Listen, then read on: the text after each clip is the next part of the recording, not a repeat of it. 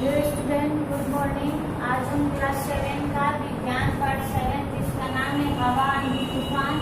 तो ये चैप्टर हम लोग पढ़ चुके थे। आज हम इसका अभ्यास करेंगे, तो आइए देखते हैं। अभ्यास का भी कुछ क्वेश्चन हम लोग पढ़ चुके हैं, ठीक है। तो प्रश्न नंबर 2 का ए और बी हम लोग क्या किए, मतलब ए और बी नंबर क्वेश्चन हम लोग पढ़ चुके हैं। प्रश्न नंबर 2 का हमें सी नंबर क्वेश्चन देखना है, ठीक है। प्रश्न नंबर 2 का सी। तो देखिए सी नंबर क्वेश्चन कह रहा है तेज हवाएं उस क्षेत्र के वायु दाब कम कर देती हैं, कैसे? इस क्वेश्चन को बस हम समझाए थे, आप लोग को लिखवाए नहीं थे। उस क्षेत्र की वायु दाब कम कर देती है,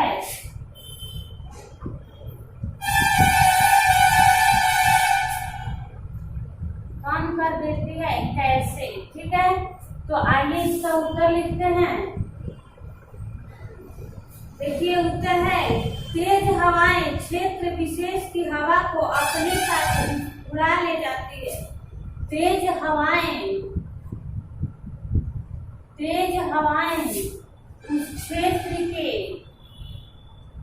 उस क्षेत्र के विशेष हवा को, यानी जो खास हवा होती है, उस क्षेत्र के विशेष हवा को अपने साथ उड़ा ले जाती हैं।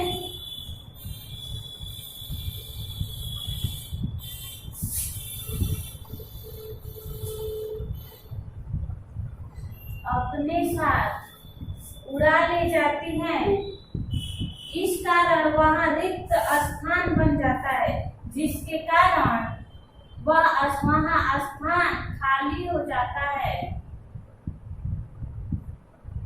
जिसके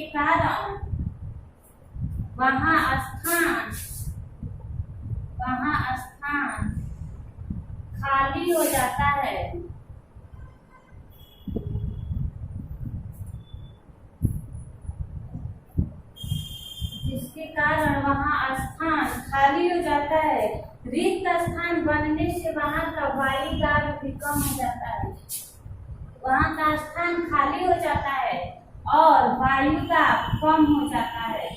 और वायु दाब आइए थोड़ा सा इधर लिख देते हैं। और वायु दाब कम हो जाता है। और वायु दाब क्या होता है? कम हो जाता है, ठीक है। तो तेज हवाएं उस क्षेत्र के वायु दाब कम कर देती है, कैसे? तो तेज हवाएं उस क्षेत्र के विशेष हवा को अपने साथ उड़ा ले जाती हैं, जिसके कारण वह स्थान खाली हो जाता है और वायु दाब कम हो जाता है, ठीक है। आइए अगला क्वेश्चन देखते हैं। आइए इसको मिटाते हैं पहले। अब देखेंगे 2 का डी। प्रश्न नंबर 2 का डी।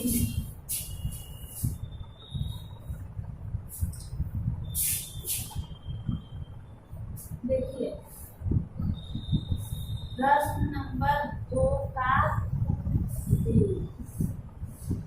देखिए क्वेश्चन क्या कह रहा है? आंधी में कमजोर छप्पर क्यों उड़ जाते हैं? आंधी में कमजोर छप्पर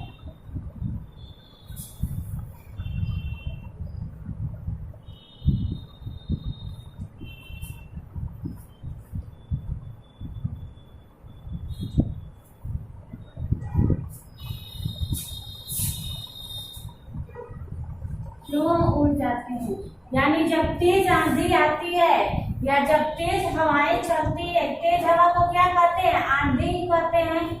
इसीलिए जब आंधी आती है तो छप्पर मतलब हो गया छत।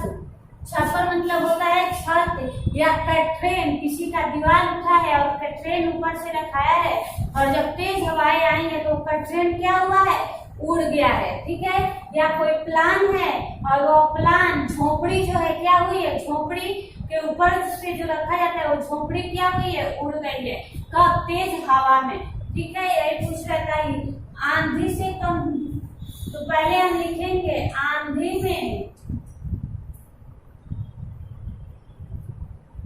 कमजोर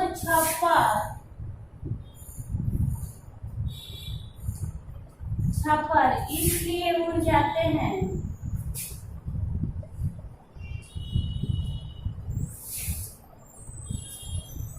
इसलिए उड़ जाते हैं क्योंकि आंधी में कमजोर छप्पर इसलिए उड़ जाते हैं क्योंकि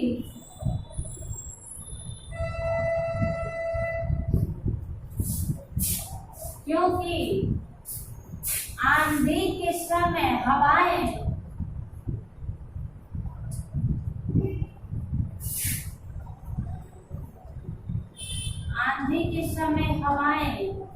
किसी भी प्रकार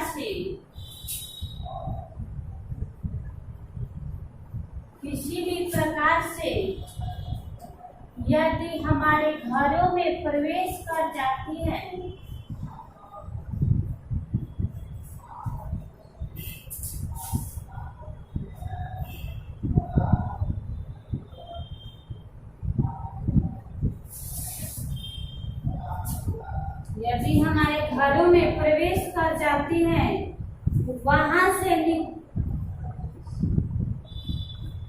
प्रवेश कर जाती है और वह हवाएं पुनः वहां से निकलना चाहती है।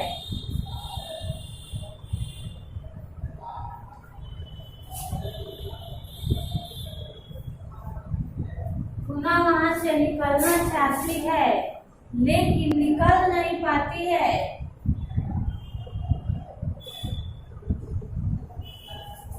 निकलना चाहती है लेकिन निकलने के लिए कोई उपयुक्त स्थान नहीं होने के कारण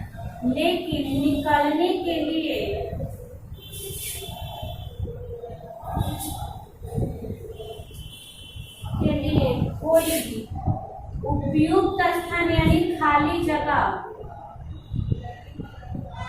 कोई उपयुक्त स्थान नहीं होने के कारण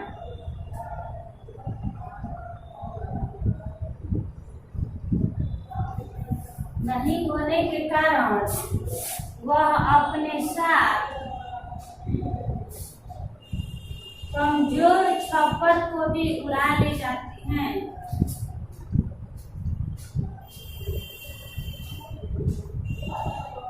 कमजोर छप्पर को भी उड़ा ले जाती है।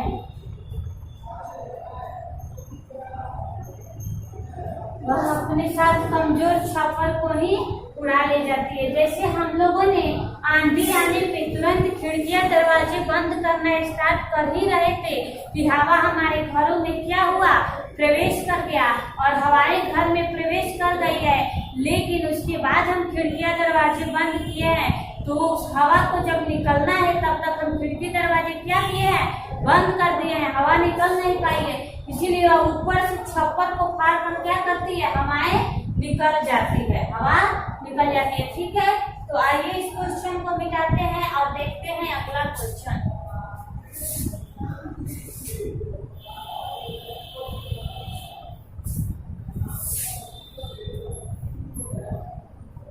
देखिए अगला क्वेश्चन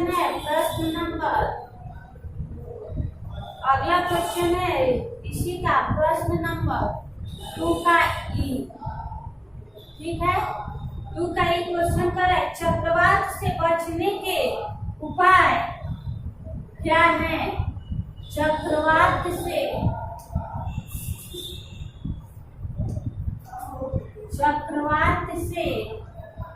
बचने का उपाय क्या क्या है? चक्रवात से बचने का उपाय हम आप लोग को पढ़ा रहे थे तो बताए थे, आप लोग को याद होना चाहिए। लेकिन यहाँ पे क्वेश्चन पूछा है तो मैं फिर से रिपीट कर दे रही हूँ। ठीक है, लेकिन मैं पढ़ाई हूँ तो इसीलिए आप लोग को याद होना चाहिए। ठीक है, तो देखिए पहले लिखेंगे चक्रवात से बचने के उपाय।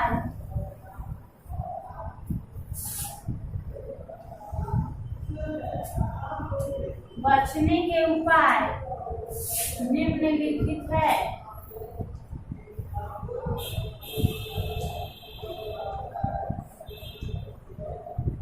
चक्रवात से बचने के उपाय निम्नलिखित है। पहला देखिए, पहला, चक्रवात की सूचना को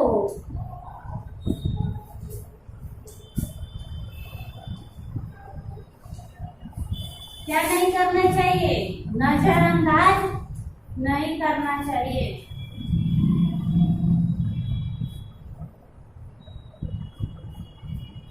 चक्रवात की सूचना को नजरअंदाज नहीं करना चाहिए। ठीक है, उसके बाद 2 नंबर है, 2 नंबर है, एक दूसरे चक्रवात के समय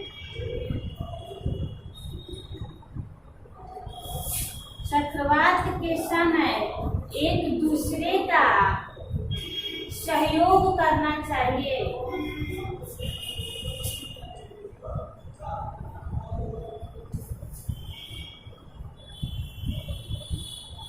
चक्रवात के समय एक दूसरे का सहयोग करना चाहिए। ठीक है, 2 हो गया। आइए इसको ऊपर से मिटाते हैं, फिर तीसरा लिखते हैं।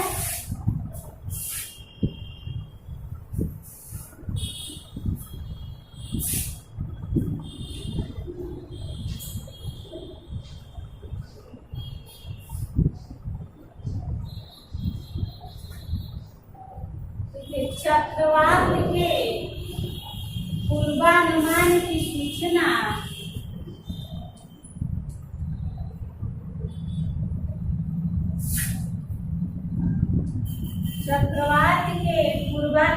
की सूचना त्वरित संचार माध्यमों के द्वारा दी जाती है। त्वरित संचार यानी रेडियो या टीवी। त्वरित संचार मतलब होता है रेडियो या टीवी के द्वारा, त्वरित संचार माध्यमों के द्वारा